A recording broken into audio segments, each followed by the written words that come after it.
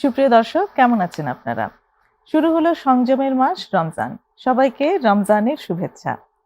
এই পুরো মাস আমরা সংযম সাধন করব, পুরো মাস জুড়ে আমরা রোজা রাখব এবং এই সংযম আসলে কি শুধু খাবারের সংযম তা কিন্তু নয়।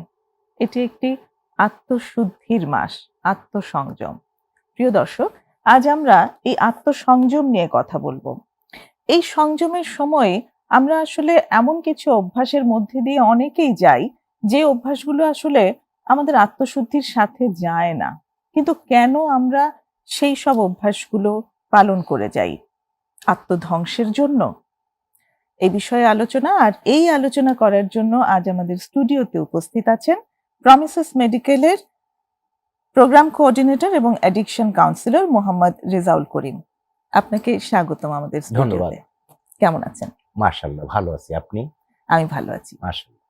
তো আজকে আমরা যে বিষয়টি ঠিক করেছি সেটি হচ্ছে আত্মসংযমের মাসে আত্মধ্বংস কেন? তো বিশেষভাবে আসলে এই আত্মধ্বংস বলতে আমরা বিশেষ কিছু অভ্যাসের কথা বলছি, তার মধ্যে আসক্তি একটি জিনিস। আমরা জানি যে অনেকে আছেন বিভিন্ন জিনিসে আসক্ত। কেউ মাদকে আসক্ত, কেউ ডিভাইসে, গেমসে আসক্ত, কেউ সিগারেটে আসক্ত। তো এই যে আসক্তি, এই আসক্তি আসলে আমাদেরকে ধ্বংসের দিকেই নিয়ে যায়। তো এই যে একটা সংযমের মাস চালু হলো আজ দুদিন ধরে, আম, এই সময়ে আমরা আসলে এই অভ্যাসগুলো নিয়ে কি অবস্থায় থাকি এবং চেষ্টা করলেও আমরা অনেক সময় কেন এটা ওভারকাম করতে পারি না? ধন্যবাদ আপনাকে।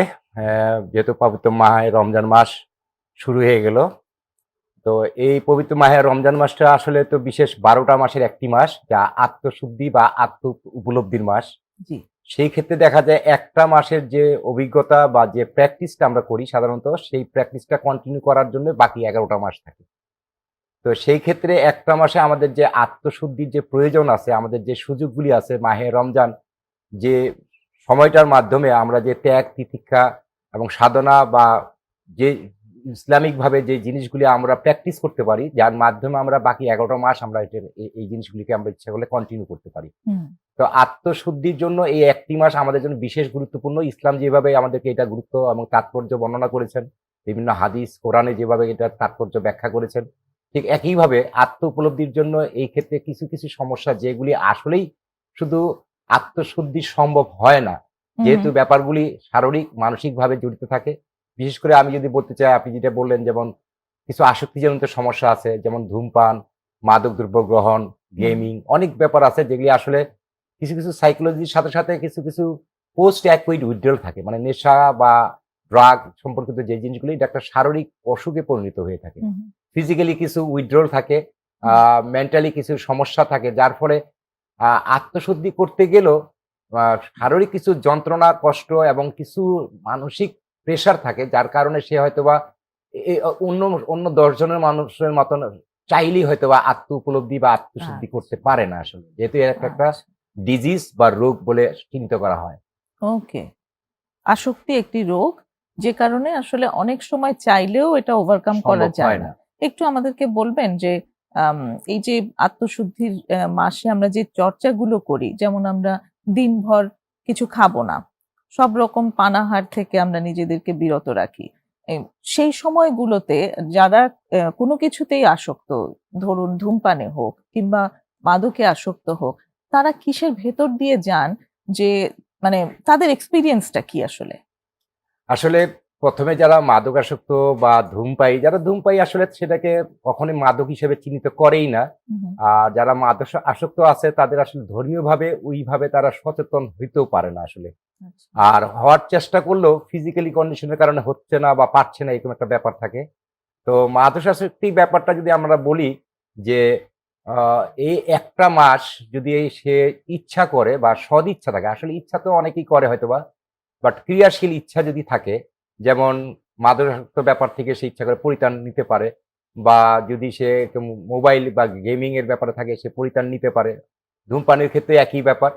তো আসলে যে সময়টা আমরা চিন্তা করতেছি যে একটা মাসের কথা, এই একটা মাসের কি যথেষ্ট না হইলেও হয়তোবা তার আত্মশুদ্ধি বা আত্ম উপলব্ধিটা আনাটা সম্ভব। যদিও এটা দীর্ঘ সময়ের ব্যাপার।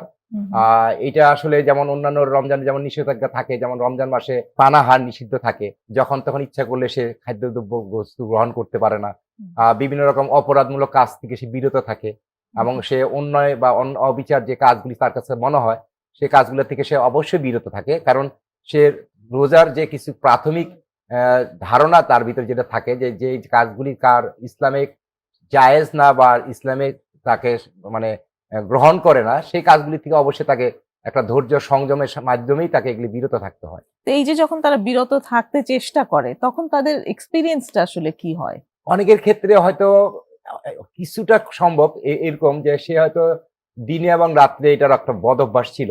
সে হয়তোবা মেইনটেইন করার চেষ্টা করে যে যেহেতু আমি রোজা রাখতেছি সেই ক্ষেত্রে আমি সারাদিন আজকে এটার ব্যাপারে আর কিছুই করব না। যেমন একজন ধূমপায়ী সে সারাদিনই হয়তো ধূমপান করত। কিন্তু যখন সে কেমন অ্যাওয়ার্ড থাকে লাগে তখন তার আসলে সে যদি মানে করছে না, মানে কিসের ভেতর দিয়ে তখন সে যায়? আসলে একজন ধূমপায়ী বা একজন মাদকাসক্ত অবশ্যই অনেক চেষ্টা করে, কিন্তু তার সেই সময়টা যে শারীরিক প্রবলেম গুলি হয়, যেমন তার সিম্পটম গুলি হতে পারে তার ভিতরে শরীরে জ্বালা যন্ত্রণা আসতে পারে প্রচন্ড আচ্ছা, আকারে, শরীর হাত পায়ে ব্যথা করতে পারে, মেজাজ প্রচন্ড খিটখিটে থাকতে পারে, আচ্ছা। খুব অল্পতেই খুব বেশি অ্যাগ্রেসিভ হয়ে যায়।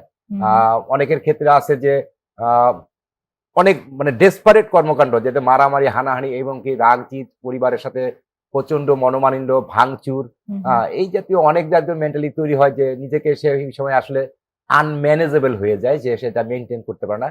সেটা ওই সেই ধূমপানের ক্রেভিং হোক বা মাদকাসক্তির ক্রেভিং হোক, বা আপনি যদি বলেন এখন বর্তমান যে সমস্যা যে এই যে এ, মানে গেমস গেমিং বা প্রবলেম। মোবাইল হ্যাঁ। কম্পিউটার যেটাই বলেন না কেন, এটা তার সাথে একদম পাশাপাশি লিঙ্ক থাকে। সে তারপর চেষ্টা এগুলো করলেও এগুলো কি অ্যাকচুয়ালি তার উইথড্রল? এগুলি তার উইথড্রল সিম্পটম, আচ্ছা। যে সে রাগ জিত করতেছে, পারতেছে না, মেজাজটা প্রচন্ড আপনি হুম, স্বাভাবিকভাবে দেখবেন যে রমজান মাসে যখন একটা রোজদার রোজা রাখে, হুম, সে যখন ধূমপান থেকে বিরত থাকে ন্যাচারালি ভাবে বা পানাহার থেকে বিরত থাকে, তার শারীরিক যে চাহিদা সে থেকে যখন সে বিরত থাকে, তার স্বাভাবিক অন্য দিনের মতো তার মেজাজ বা মন মানসিকতা এক থাকে না। আপনি দেখবেন যে হুম, ছোটখাটো ব্যাপারে, খুঁটিনাটি ব্যাপারে সে কিন্তু খুব বেশি অ্যাগ্রেসিভ হয়ে যায়, রাগ জিত হুম, হুম, করে এবং খুব ঝগড়া তর্ক জড়িয়ে যায়, এবং অনেক ক্ষেত্রে তো এর চেয়ে বেশি মানে অনেক বেশি মানে যেটা স্বাভাবিকের চেয়ে অস্বাভাবিক আচরণটা সে করতে শুরু করে।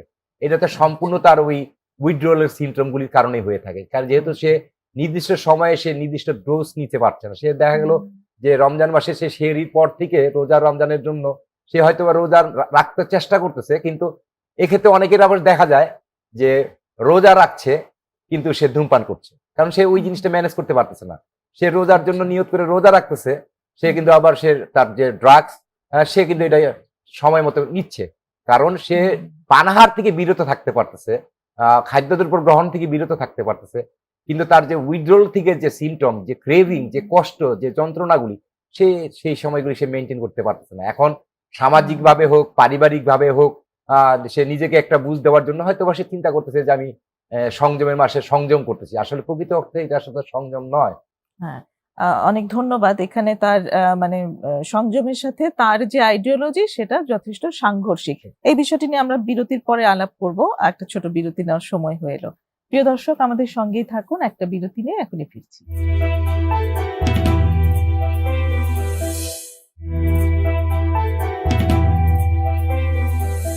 ফিরে এসেছি ছোট্ট বিরতি নিয়ে প্রমিসেস জানতে চাইয়ে।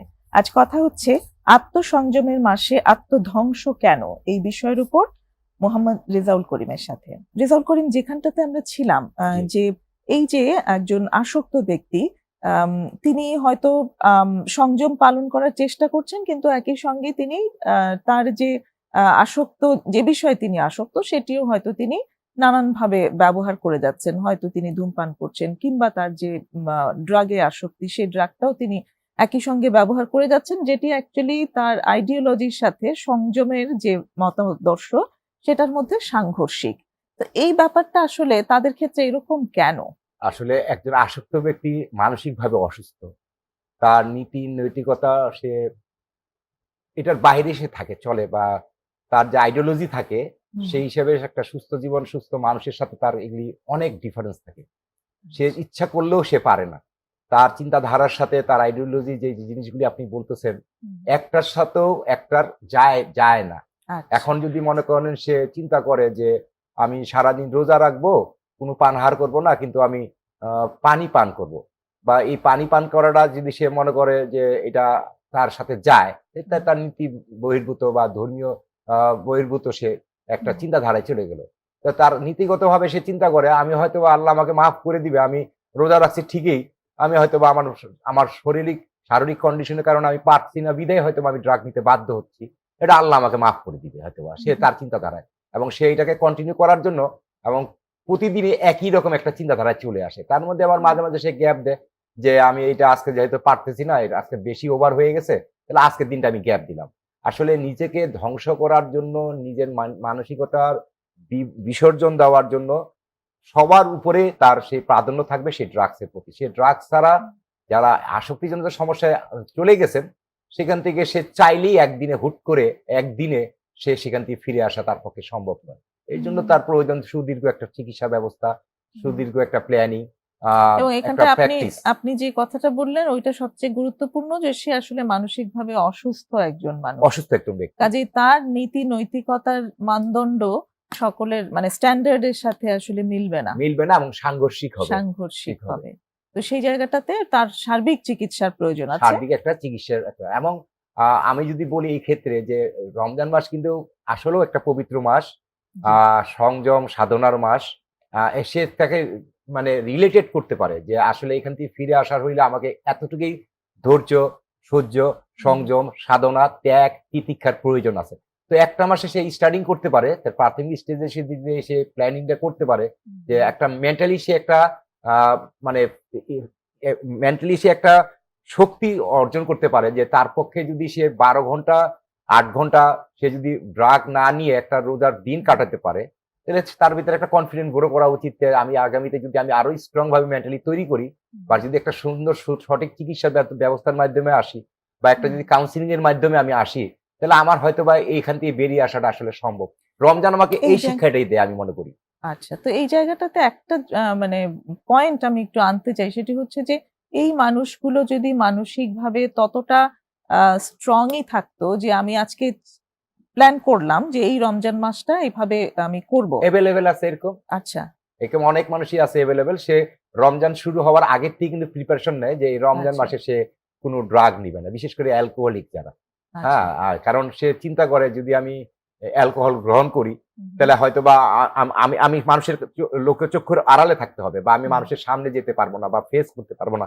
এখানে কিছু ফিজিক্যালি সিম্পটম আছে, মেন্টালি কিছু সিম্পটম আছে, এটার একটা ব্যাড স্মেল আছে। সে চিন্তা করে যে আমি এই একটা মাস আমি কমপক্ষে এটার থেকে বিরত থাকবো। কিন্তু এই যে একটা মাস বিরত থাকবে সে বলতেছে, এটার জন্য কিন্তু সে দীর্ঘ কিছু আগের থেকেও সে মেন্টালি কিন্তু একটা প্রিপেয়ার হয়। তো আচ্ছা। আমি মনে করি কোনো সাপোর্ট সিস্টেম কি পাওয়া সম্ভব এই ক্ষেত্রে এদের জন্য? যে কারণ তার তো দীর্ঘদিনের একটা অভ্যাস আছে। ১ মাসের জন্য সে যে নিজেকে মানসিকভাবে প্রস্তুত করবে, সেই প্রস্তুতিটার জন্য তার একটা সাপোর্ট সিস্টেম কি গ্রো করা মানে সুযোগ আছে সেরকম? ব্যক্তির যদি সেই ইচ্ছাটা জাগ্রত হয়, আচ্ছা। তার পক্ষে অনেক রকমের সাপোর্ট দেওয়ার মতন বিভিন্ন রকমের প্রতিষ্ঠানও আছে। বিভিন্ন যেমন? রকম, যেমন আমাদের প্রমিসেস মেডিকেল লিমিটেড। আচ্ছা। হ্যাঁ, আমাদের এখানে লাইফ ম্যানেজমেন্ট কোর্সের মাধ্যমে আমরা এগুলি শিখানো হয়। তো ওকে। সেই ক্ষেত্রে তারা যদি সে অবস্থান থেকে যদি আপাতত এই রমজানের আত্মশুদ্ধির জন্য তারা একটা পথ বেছে নেয়, আমাদের যদি সহযোগিতা গ্রহণ করতে চায়,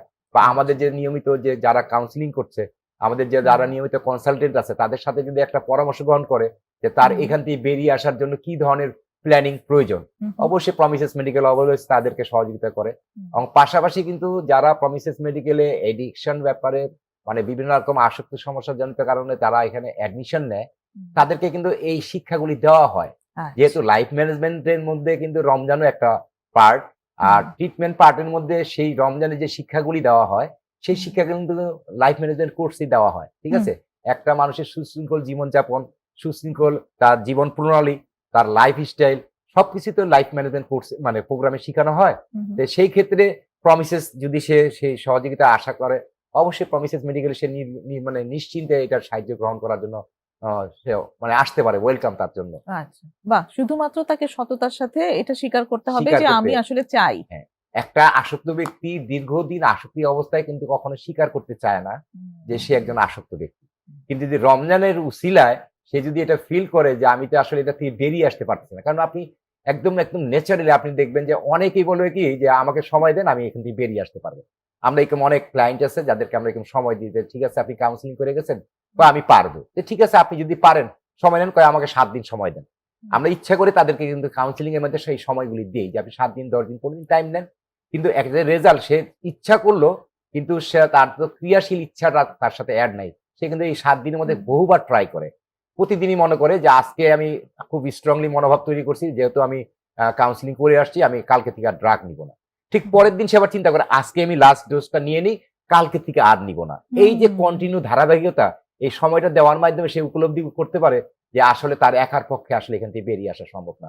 তার এখান থেকে বেরিয়ে আসার প্রয়োজনে একটা ভালো একটা মানে প্রতিষ্ঠান, যেখান থেকে রিকভারি চান্সেস গুলি অনেক বেশি থাকে, লাইফস্টাইল পরিবর্তন করার মানে এই ধারাবাহিকতাগুলি থাকে, তাকে সেই মেন্টালি সাপোর্ট দেওয়ার জন্য সেই মানুষগুলি, এবং মানে টোটালি একটা ট্রিটমেন্ট প্রসেসে যা প্রয়োজন যদি সেই জিনিসগুলি তাকে বোঝানো যায়, অবশ্যই তাকে ওই ট্রিটমেন্টের মাধ্যমে সাইকোলজি ভাবে তাকে তো সেখান থেকে উঠিয়ে আনা সম্ভব। আর বদ অভ্যাসের কথা বললেন যে সে উপলব্ধি করতে পারলে যে আমার যেটা বদ অভ্যাস, এই উপলব্ধিটা যদি সে কোনো অ্যাডিক্ট বুঝতে পারে, তার ফিরে আসাটা বা কাম ব্যাক করাটা খুব সহজ হয়। তো আমরা সেই সময়টা তাদেরকে অবশ্যই সুযোগ দিই।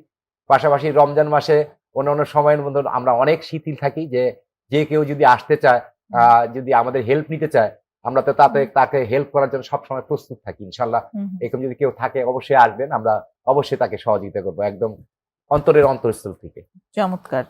এই আহ্বান থাকলো যারা আমাদের অনুষ্ঠান দেখছেন তাদের জন্য প্রমিসেস মেডিকেলের পক্ষ থেকে এই আহ্বান আমরা এখানে রাখলাম।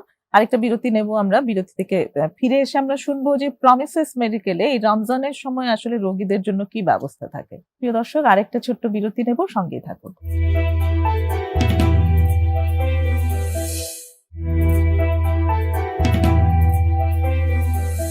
আবারও ফিরে এসেছি প্রমিসেস জানতে চাইয়ে একটা বিরতি নিয়ে। কথা হচ্ছে আত্মসংযমের মাসে আত্মধ্বংস কেন, এই বিষয়ের উপর মোহাম্মদ রেজাউল করিমের সাথে। তো আমরা যে প্রশ্নটাতে ছিলাম সেটি আবার করি আমি আপনাকে, যে এই যে নীতি নৈতিকতা, যে মানুষটি আসক্তির সাথে আছেন তিনি যেহেতু অসুস্থ, তার নৈতিকতার ধারণাগুলো বেশ অস্বাভাবিক থাকে। তো চিকিৎসার মাধ্যমে কি এটা আসলে একটা স্বাভাবিকতার দিকে আসে কিনা? অবশ্যই আশাবাদী, এবং যারা টিভি সেটে প্রোগ্রাম দেখতেছেন তারা অবশ্যই আশাবাদী হতে পারেন যে আসলে সম্ভব। আসলে তো যখন একটা মানুষ এই নীতি নৈতিকতার বাইরে থাকে, তার আচার আচরণগুলি আপনারা সবাই জানেন যে কি রকম হয়, তার চিন্তাধারাগুলি কেমন থাকে, তার বিহেভিয়ার গুলি কেমন থাকে। এটা আমরা যারা পরিবারে একজন আসক্ত ব্যক্তি, যদি একটা পরিবারে একজন আসক্ত ব্যক্তি থাকে, আমার মনে হয় পরিবারের সদস্যরা খুব ভালোভাবে তা উপলব্ধি করতে পারেন। তো এই মানুষটা যখন আসে, একটা কথা আছে যে সৎসঙ্গে স্বর্গবাস, অসৎসঙ্গে সর্বনাশ। সে যখন একটা অসৎসঙ্গ থেকে একটা সৎসঙ্গের কাছে ফিরে আসে এবং সঠিক একটা ট্রিটমেন্ট পদ্ধতির কাছে সে তার জীবনটা বুঝতে পারে বা রিয়েলাইজ করে, তো সেই ক্ষেত্রে হয়তোবা প্রাথমিক যখন আসে দেখা গেছে 7 থেকে 14 দিন, কারো ক্ষেত্রে খুব বেশি হলে 21 দিনের একটা অস্থিরতা কাজ করে। হ্যাঁ, যে অস্থিরতার কারণে সে হয়তোবা তার বাস্তব জীবনে সে ব্যর্থ ছিল, আসলে মানে পারে নাই, করতে পারে নাই, সম্ভব হয় নাই যে কাজগুলি তার মনে হচ্ছিল। এই 14 থেকে 21 দিনের মাথায় তার এই পোস্ট উইথড্রল গুলি একদম কমে আসে, এবং সে তার যে অসুস্থতা, মানসিক যে অসুস্থতা তার ছিল, সেখান থেকে সে ধীরে ধীরে বেরিয়ে আসতে শুরু করে। বেরিয়ে আসার সময় থেকে সে উপলব্ধি করতে পারে এবং তার অবস্থানটা সে চিহ্নিত করতে পারে যে আমি এই কয়েকদিন আগে আমি কোথায় ছিলাম, বর্তমানে আমি কোথায় আছি। এবং ট্রিটমেন্ট প্রসেসের মাধ্যমে সেই কাউন্সিলিং গুলি তার জন্য খুবই গুরুত্ব বহন করে, যে কাউন্সিলিং এর মাধ্যমে তার সেই মিসকনসেপশন মানে ভুল ধারণাগুলি সে অনুধাবন করতে পারে। মূল ধারণার মাধ্যমে জীবন প্রণালীগুলি, তার লাইফ স্টাইলগুলি যে অসংলগ্ন ছিল বা তার জীবন প্রণালীর মধ্যে যে গ্যাপগুলি ছিল, তার বিহেভিয়ারের মধ্যে যে ভুলগুলি ছিল, এগুলি সে খুব অল্প সময়ের মধ্যে মানে ধরে ফেলতে পারে যে আমার এই জায়গাগুলি গ্যাপ ছিল। আসলে সঠিক জায়গায় সঠিক কাউন্সিলিং এর মাধ্যমে তার সেই সাইকোলজি জিনিসগুলি, তার ডেভেলপগুলি মানে মেন্টালি গ্রোথগুলি হয়ে যাওয়া শুরু করে। তো দীর্ঘ একটা সময় পরে এই গ্রুপটা ডে বাই ডে খালি ডেভেলপ করতে থাকে। অ্যাজ এ রেজাল্ট এর পার্সেন্টেজগুলি অনেক বেশি, হ্যাঁ পার্সেন্টেজ, এবং রিকভারি করাটা খুব সহজ হয়।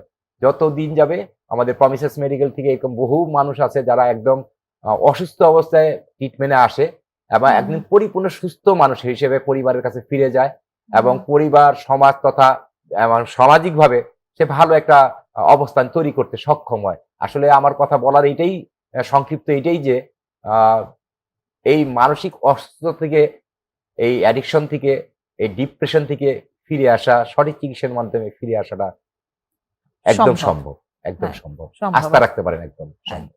সেই এখানটাতে অ্যাকচুয়ালি আমি একটু জানতে চাই যে কতটা সময় লাগে একটা মানুষ, আপনি যেরকম বললেন যে অনেকটা স্বাভাবিক অবস্থায় সে ফেরত আসতে পারে, কারণ খুব হতাশা কাজ করে পরিবারের মাঝে তারা যখন দেখে যে তাদের একজন সন্তান, তাদের একজন ভাই বা বোন বা কেউ একজন খুব ইরাশনাল হয়ে গেছে, খুব এমন ধরনের মানে তার নীতি নৈতিকতা সামাজিক বোধ এমন অবস্থায় চলে গেছে যেটা তাদের সঙ্গে কোনোভাবেই মেলে না, অত্যন্ত আম, মানে অযৌক্তিক কিছু যুক্তি সে নিয়ে কথা বলছে, তর্ক করছে, আচার আচরণও ভীষণ অযৌক্তিক হয়ে গেছে। তো তাদের ভিতর ভীষণ ভয় কাজ করে কিন্তু যে সে কি কোনোদিন স্বাভাবিক হবে কিনা। তো এই যে স্বাভাবিকতায় তিনি যাচ্ছেন চিকিৎসার মাধ্যমে, কতটা সময় লাগে এরকম একটা স্বাভাবিক অবস্থায় আসতে? চমৎকার, চমৎকার কোশ্চেন। আসলে রমজান শুধু ত্যাগ, তিতিক্ষা, সংযম, সাধনার মাস না। আমি মনে করি রমজান যারা আসক্ত ব্যক্তি তাদের জন্য সারেন্ডারের মাস। হুম, আর সারেন্ডার টু উইন তার জন্যই যে এই ১ মাসে যদি সে উপলব্ধি করতে পারে যে আমার এখন ফিরে আসার সময় হয়ে গেছে আসলে। আসলে এই বছরে আর বাকি মাসগুলিতে সে এইভাবে নিজেকে আ ফিল করতে পারে না বা বুঝতে পারে না যে সে তার অবস্থানটা কি। প্রতিদিনের একটা রুটিন হয়ে যায়। যে ট্র্যাকটা সকালে ঘুম থেকে উঠা, তার ওই প্রতিদিনের বদ অভ্যাসগুলি, প্রতিদিনের যে কার্যক্রম সে কন্টিনিউ একই স্টাইলে চলে যায়। কিন্তু রমজানের কিছু পরিবর্তন আসে। এটা ফ্যামিলিতে আসে, সোসাইটিতে আসে। সব ক্ষেত্রে যখন এই সোসাইটির মধ্যে এই পরিবর্তনগুলি সে হয়, তখন আমার মনে হয় রমজান তাকে কমপক্ষে স্টার্টিংটা করতে পারে যে সময়ে। শুরুটা। যে একটা মাসে আমার একটা মেন্টাল প্রিপারেশন যে হুম, আমি সারেন্ডার করার এখনই আমার সময়। হুম, আমি মনে করি যারা এখনো এই সমস্যাগুলি মানে আসক্তিজনিত সমস্যাগুলি আছেন, তারা রমজান মাসটাকে উত্তম মাস হিসাবে, তার হুম, জন্য রহমতের মাস হিসাবে সে হুম, নিজেকে সারেন্ডার করার জন্য তৈরি করা উচিত। এবং এটা খুব অল্প একটা সময়ের ব্যাপার না। যদি ডিপ্রেশন বা সাইকোলজিক্যালি অন্য কোনো প্রবলেম না থাকে, সেটা আদার্স প্রবলেম। কিন্তু অ্যাডিকশন জনিত সমস্যাগুলো একটা লং টাইম, লং প্রসেস এ তার স্টার্টিংটা শুরু হয় হুম, এবং একটা দীর্ঘ সময় যদি কেউ ইচ্ছা করে আ হয়তোবা অনেকের ক্ষেত্রে ম্যান টু ম্যান ভ্যারি করতে পারে। কিন্তু আসক্তিজনিত সমস্যাটা আসলে আমরা যে প্রমিসেস এর একটা খুব স্বল্প মেয়াদের একটা ট্রিটমেন্ট ব্যবস্থা আমরা মানে তৈরি করা হয় এবং এটা জি, কন্টিনিউ করার জন্য তো আমরা সাধারণত ৪ থেকে ৬ মাস হুম, এটার গুরুত্ব দিয়ে থাকি এবং ৬ মাসের পরবর্তী যে সে ৪ থেকে ৬ মাস যা শিখলো তার জন্য একটা ফলো আপ তার জন্য খুব জরুরি হয়। যেমন অনেকটা ডায়াবেটিস পেশেন্ট খালি ট্রিটমেন্ট করেই তো শেষ হয়ে যায় না, ফলো আপ এ থাকতে হয়। হুম, ঠিক সাইকোলজির ব্যাপার বা আসক্তিজনিত সমস্যাগুলোর ব্যাপারে হাফওয়ে হাউস বা ফলো আপটা তার জন্য খুবই জরুরি। আচ্ছা, এই ক্ষেত্রে তাকে ওই ব্যক্তিকে কিছু ফ্যাসিলিটিস বলি বা কিছু সুযোগ সুবিধা দেওয়া হয়। জানি সে কন্টিনিউ সে ফলো আপটা করতে হয়। হুম, তবে সর্বনিম্নভাবে যদি বলা হয় একটা মানুষের সেই মেন্টাল প্রিপারেশন নিয়ে আসা উচিত যে রমজান আমার সারেন্ডারের মাস। তারপর থেকে ৪ থেকে ৬ মাস হুম, আমার একটা যদি কারণ একটা মাসের মধ্যে তার পোস্ট অ্যাকুইড উইথড্রল কমে যাবে। সে কিন্তু উপলব্ধি করতে পারে হুম, যে আমার যে একটা দীর্ঘ সময়ের ট্রিটমেন্টের প্রয়োজন হয়। তো হুম, এই মাসটা সে যদি সে সারেন্ডার করে বাকি সারেন্ডারটা সে নিজের সাথে নিজেই করতে পারবে যে তাহলে আমার হয়তো এই ট্রিটমেন্ট প্রসেসটা কতটুকু কার্যকর সে নিজেই উপলব্ধি করতে পারে। রমজান মাস তো উপলব্ধির মাস, হ্যাঁ? মানে আত্মসংশোধনের মাস। তো হুম, একটা তার সাথে যদি একটা সংশোধনাগার বা যদি একটা আ কারেকশন সেন্টারে সে থাকতে পারে, তাহলে তো হুম, আমার মনে হয় তার কাছে পরিপূর্ণ একটা মানুষ হিসেবে বের হয়ে আসাটাই সম্ভব। আমি মনে করি তাদের এই আস্থাটা রাখা উচিত হুম, এবং হুম, ফিরে আসা উচিত। এই রমজানের শুরুতেই বলে যাচ্ছি, আপনারা আমার মনে হয় দেরি না করে যারা আজকের দিনে মানসিকভাবে বা আসক্তিজনিত যেকোনো সমস্যায় যারা কষ্ট পাচ্ছেন আসলে, পরিবারও কষ্ট পাচ্ছে। হুম, তারা পারছে না সমাজে এটা প্রকাশ করতে, পারতেছে না সেই সন্তানকে সুস্থ করে তুলতে। কিন্তু তারা কিন্তু ইচ্ছা করলে যে এই মাসটাকেই তারা একটা প্রমিসের মাস, প্রমিসে এসে প্রমিসেস মাস হিসাবে তৈরি হুম। করতে পারে আমার বিশ্বাস। চমৎকার বলেছেন এবং আমার মনে হয় যে যারা এই সমস্যায় আছেন এবং তাদের পরিবার, তাদের কাছে এই আশ্বাসের বাণীগুলো থাকা খুব প্রয়োজন, যে কারণেই আমরা এই সময় আসলে এই আমি আপনার আলোচনাটি সাথে আরেকটু এড সূত্রপাত। করে দিচ্ছি। আসলে পরিবারের যে সহাবস্থানটা, পরিবারের যে সহযোগিতা আসলে পরিবারের সিদ্ধান্তগুলি অনেক বেশি মানে কার্যকর ভূমিকা রাখে। এই ক্ষেত্রে যারা পরিবারের যাদের সদস্য আছেন, মা বাবা, ভাই বোন, আত্মীয় স্বজন, যারা একান্ত ক্লোজ, তাদেরই এই সিদ্ধান্তটা খুব দ্রুত নেওয়া উচিত এবং যে তাদের পরিবারের সদস্যটির চিকিৎসা দরকার এবং সুচিকিৎসা হোক এবং সুচিকিৎসা সঠিক হোক। জায়গায় সুচিকিৎসা হোক। এই পবিত্র মাসে সে যেন পবিত্র হয়ে ফিরে আসে। অনেক ধন্যবাদ আজকের আলোচনার জন্য। আজকে একদমই শেষ পর্যায়ে চলে এসেছি আমরা। প্রিয় দর্শক, আমাদের আলোচনা আশা করি আপনাদের জন্য যথেষ্ট উপকারী হয়েছে। আগামী অনুষ্ঠানেও আপনারা আমাদের সাথে থাকবেন এই আশাবাদ রেখে শেষ করছি। খোদা হাফেজ।